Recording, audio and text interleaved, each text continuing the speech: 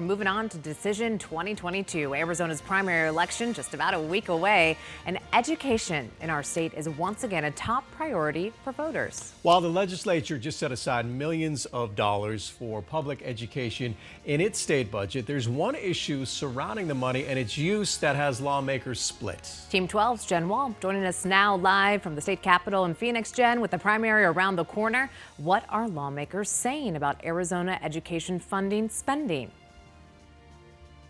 Yeah, good morning to you, Emily and Scott. So on deck for lawmakers is the state's aggregate expenditure limit. It's something that was set in the Constitution about 40 years ago and could limit the amount that school districts can spend, even though they were just awarded $526 million in base funding in the most recent state's budget. Because without that override by the legislature, districts can't be 100% certain that they'll have all this money come March because of politics or legislative gridlock. And so we need that override for districts to make sure that they can spend all that money for teachers and staff in an ongoing manner, and they won't have to give any of it back on the back end. School leaders tell us this limit is preventing district financial officials from fully budgeting for things like employee raises and other expenses. The bipartisan budget increases per pupil spending to between $380 and $480, according to State Superintendent Kathy Hoffman. Now, in a letter to Governor Doug Ducey, Superintendent Hoffman asks lawmakers to schedule a special legislative session to resolve this AEL issue in the short term and then bring it to the ballot for voters to decide in 2024.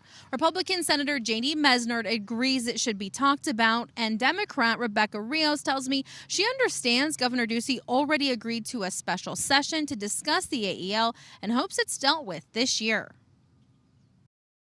Once session starts, it is so busy with so many different issues. It's very easy for this issue to get pushed aside again until the final hours. So I am hopeful that that commitment that was made is upheld and we can address this issue. But at the end of the day, that's a constitutional limit that was put there by the voters, admittedly, quite some time ago.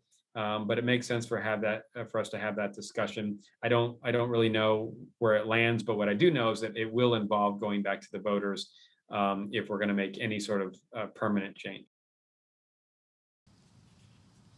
Yeah, and so lawmakers have a deadline of March 31st of next year to make decisions on the AEL, and they can call special sessions whenever they choose throughout the legislative session to discuss it. Now, talking with school board leaders, they say with the upcoming election around the corner, voters should just take a look at who is in their district and where they stand on education when it comes to curriculum and how much control local school districts should have. Just a few items to pay attention to. For now, we're live in Phoenix, Jen Wahl, Today in AZ.